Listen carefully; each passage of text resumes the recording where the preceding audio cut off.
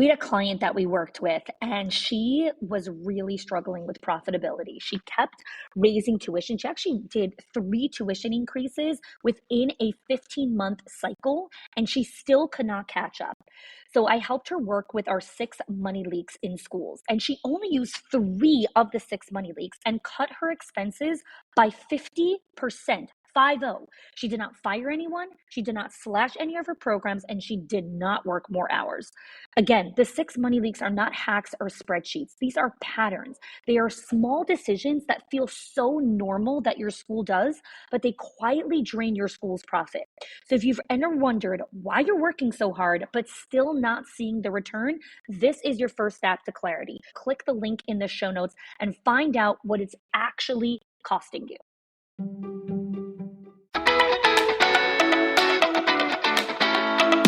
Welcome to the Schools of Excellence podcast, where we have conversations about education, leadership, and building a school of excellence. The goal on this show is to bring you clarity, up-level your mindset, and give you practical strategies and inspiration so you can show up with confidence and trust your decision-making. I'm Chani Wolshansky. I'm a mom of 4 under 10, a former New Yorker, and been in the early childhood field my entire life. And I'm so grateful that you've joined me for this conversation. Hey everyone, welcome back to another episode of the podcast. So today I'm actually talking about a concept that I wanted to record on the podcast for a very long time, and that is owner's grief. So we're going to be talking about from loss to legacy, like what embracing grief looks like on this journey of school ownership. I think there's a lot of conversation about what grief looks like in the loss of a loved one, the loss of what it means to lose someone physically. But I don't think there's enough conversation around the loss and the grief associated as you're navigating different parts of your leadership journey, specifically inside of a school in the educational system. So let's start with defining what grief is. Okay, grief is a complex, really multifaceted response to loss. And grief is one of the parts of the human experience. So in the same way that you feel happy, joy, pleasure, sadness, any emotion, any feeling, part of the human experience is you will also experience at some point in your life grief. And the range of emotions, the thoughts, the behaviors in response to grief really varies depending on what it is that you're grieving, because grief is not limited to bereavement of a particular individual. It is also triggered by loss of a job, loss of a relationship, a sense of identity and purpose. And so that's what we're really going to be tackling in today's conversation of what scaling a company and what delegating and what true ownership, when you're really sitting in the owner's role, what that really looks like, and how you walk through the grief associated with the transition of that role. So a lot of owners really find themselves in these intense moments of grief and wondering why they're experiencing these things. So the most common form of grief inside of an organization is organizational changes. So when you are closing down a particular classroom or a particular location, or you're selling a part of the business, or you are delegating a specific part of your role to a new person, so you're hiring someone else, or you have a longstanding employee who's moving to another city, another state, and now they can no longer be inside of your organization, or you're losing an employee due to argument that you went through or whatever it is, but they've been with you for a very long time, or you're losing a particular family, right, who's been with you for many, many years. They've been big champions of your reputation, of your brand, and now they're no longer inside of your organization, whether that's through them making that decision and they're moving on, or through conflict, or through something that happened that now they're walking away and they're leaving. Grief can also be associated with grief of loss of reputation, loss of a particular part of your brand. So one of our clients experienced this I would say almost a year ago, where they had a group of teachers who were kind of smearing them on social media due to a whole bunch of other things that happened. And the owner had to get her lawyer involved, and a whole bunch of things happened there. And when I was chatting with her, I was talking to her about the specific grief associated with the loss of her reputation that happened during that time period. So the reason I'm sharing all of this is because, again, grief is not only associated with the loss of a loved one. Grief is associated with a loss of any of the things that I just shared, a loss of expectation, right? And so when we look at grief from that context, some of you might be saying, okay, but that means I can always be in a grief process.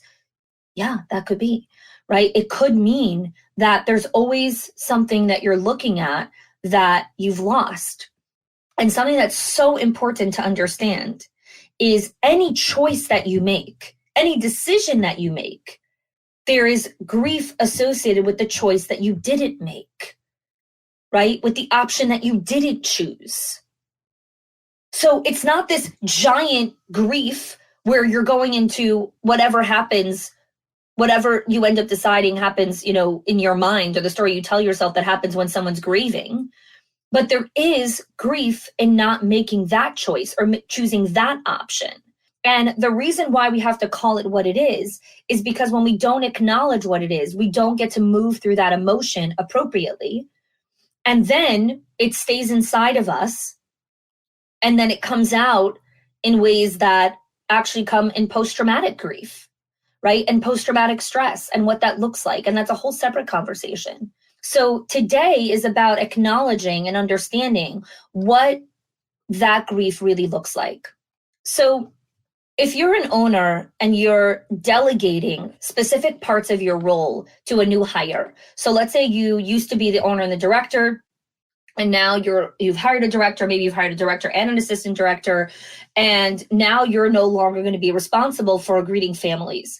And I remember once I was talking with an owner, it was like, why am I so sad that I'm not, needed at morning arrival or pickup anymore? And I was like, because you used to find significance in that part of your job. And that's such an important distinction to make, right? The grief comes from the loss of meaning, the loss of significance, the loss of purpose connected to whatever it is that you lost, whatever it is that you're defining that is lost in this moment. And that's why we have to understand how we're moving through that, because then on the other side is finding new meaning, new significance, new hope, new opportunity for what's next. So let's walk through this in a little bit of a easy to digest kind of process. But again, grief is messy. So I'm trying to break this down, but also not making it too simple because grief is not simple. So when you're going through these organizational transitions, like school closures, merging, other significant shifts in educational programs, and kind of navigating all these different transitions, the first thing is to understand and acknowledge you've lost something. Lost a part of yourself, lost a part of your day. There's some loss associated with that. That's the first step. The next thing is looking at, okay, what did I really love about that? And what do I miss about that? And where am I moving towards?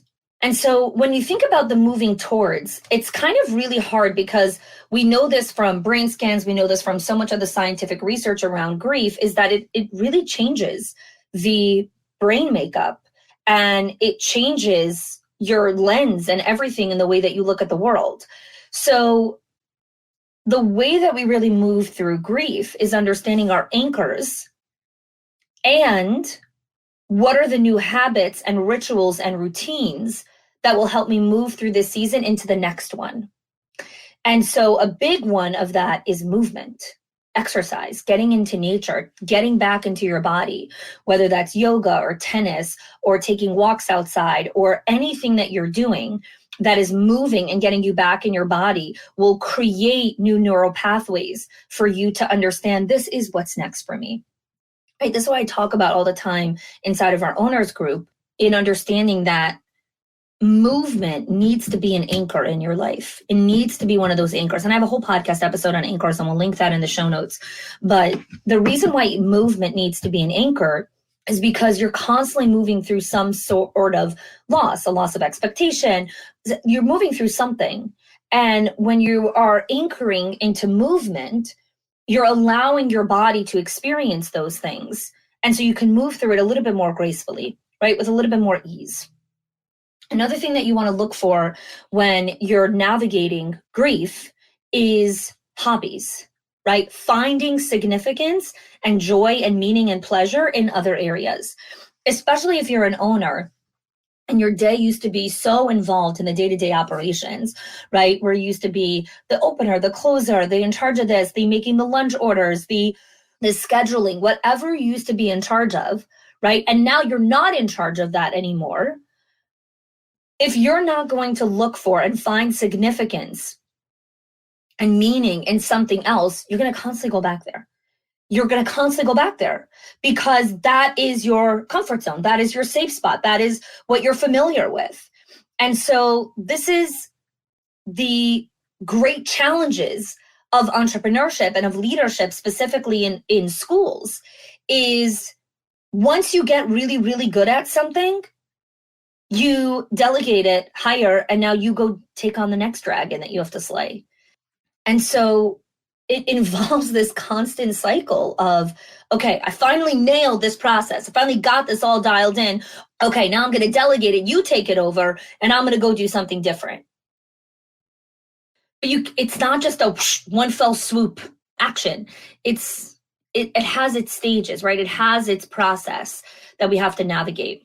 So as you're experiencing that loss of expectation, that loss of the role, that loss of the job, that loss of whatever it is, pausing and saying, what does legacy mean to me now? What does success mean to me in this season? How will I define success in this season? How will I define winning in this season, right? How will I know that I'm proud of myself in this season? Those are such critical questions to ask yourself because all of the answers to that question are all different as you're navigating the season of grief. They all should be different because all the answers to that question are now delegated to someone else. Someone else is doing it, right? Or it no longer exists in the company because you sold that location or you merged with someone else. And now, the way the business arrangement is set up, you don't need to be in charge of that anymore, right? So you need to answer these questions. When we don't answer these questions, we constantly go back to what we're familiar with, which is why so many owners always struggle with staying in the day-to-day and can't dream bigger dreams, right? What does it mean to work on your business? What does it mean to focus on the vision? It means dreaming bigger dreams. It means focusing on bigger, better, other opportunities in the horizon. You can't do that when you're constantly chained to this other side. And you'll always be chained to the other side until you move through the grief process and are able to understand that you've lost something and now you're birthing something new. Grief is not a bad thing. It's not something to be afraid of either. Grief can be a huge catalyst for growth, for learning, and for the next evolution of who you are. Having an employee leave could be devastating, and it is devastating in many ways. And it opens up new chapters.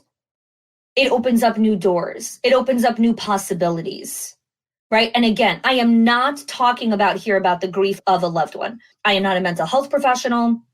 I'm not a psychologist. I'm not a trained psychotherapist at all. I am not talking about the loss of a loved one. I am talking about grief associated specifically in this role and how I've helped leaders walk through this process. It's come through movement. It's come through hobbies. It's come through exercise. It's come through these anchors. It's come through leaning into community, right? Having conversation inside of our owners group, connecting with other people that are navigating a similar season. That's where the healing comes through. This is another reason why our company Schools of Excellence partner with BetterHelp and why that's available to all of our members. BetterHelp is a mental health professional virtual platform where they connect you with licensed mental health professionals because our owners and our members are constantly working through some form of loss or grief. And being able to connect and talk about that with someone else is a gift. It's a gift. So I want to leave you with this, and I know this episode's really short, and it's intended to be that way, is understanding the complexity of school ownership, understanding the complexity that as you lose something or as you grieve something, it doesn't mean that your goals and dreams are now dead. No, this episode is called From Loss to Legacy, because as you grieve something specific, you're moving into the next evolution of what that legacy looks like, of what success looks like, of what winning looks like, of what all of those things look like. And only you can answer those questions. And the answer to those questions don't come after listening to one episode. They come from sitting still. They come from being alone. One of our members, I just hung up with her a couple hours ago before recording this episode. She is scheduled for her second solo retreat. One of the things I talk about a lot in our membership is taking time alone to be with yourself, learning yourself and getting to know yourself, but also the beauty of having a ritual of being alone with yourself allows you to process through this and dream bigger dreams and look at other opportunities. You can't dream that when you're in your office or even when you're in your house, when you're in the day-to-day. You've got to get out. So she's already going on her second retreat, which is amazing, like just such a huge milestone. If you've never done that before, right? If you've never taken a day or 2 days or 3 days by yourself away from the home, right? Even if you're home and no one else is home, being home reminds you of all the things that you have to do at home, right? You go to the kitchen to grab a snack and there's dishes in the sink. You pass by the laundry room and there's something there, you put up the load quickly, right? Like that being at home is not a change of the space that you need. You need to get away, even for one day, and work through this and sit by yourself and ask yourself, where am I finding significance in this new season of life? Where am I giving energy that I should no longer be giving energy to? Where am I finding meaning in this new season of life? How will I define success in this new season of life? What about what I'm grieving right now is making me feel sad? What about what I've lost right now is making me feel alone? What will help me feel more connected, more anchored? How will I know that I've moved through that chapter and I'm in a new one, right? How will you know that it's like, okay, you know, I'm okay. I've moved through this. How will you know? How will you define that? So this episode is part, reflective, part educational. And I hope that whoever needed to hear this today heard that scaling a business, building legacy, building a team involves grief, sometimes intense layers of grief. But you can work through this, and you can work through this. And there's beauty on the other side. And there's meaning as you sit in the thick of it, as Brene Brown says, as you sit in the suck, embrace the suck of it. And I'm excited for the next chapter that holds for you. So thanks so much for listening to today's episode. And I would love to hear from you. Whether you want to send me a DM on Instagram, on Facebook, through an email, I would love to hear from you. What season of grief are you navigating currently? Because I have a feeling that this episode will resonate with a lot more people than I'm thinking. And I'd love to hear from you so that we can continue to create phenomenal resources for you. So thanks so much for tuning in. Till next time. If you are loving the Schools of Excellence podcast and have gotten any value out of it for your school, I would love if you can do 2 things for me. 1, subscribe to the show so you never miss an episode. And 2, can you please leave us a review? Reviews help other school leaders know that this is the place to learn how to build a school of excellence. And I would be so grateful if you can do that for us. Your help and support makes this show to be able to be listened by the thousands of other school leaders all around the world. Thanks so much for listening, for giving us your time and attention each and every week. And I appreciate that you have joined us.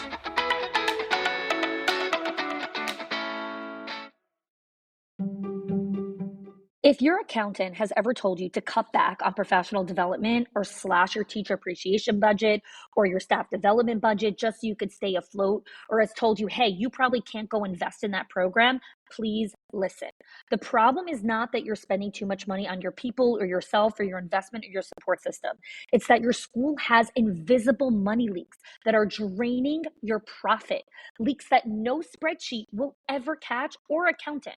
So I created the 6 money leaks of schools that show you the 6 core areas that schools lose money every single month without realizing it. If you close even one of them, your profits will start to soar without sacrificing your team. Go get it now and stop blaming the things that are actually building your school.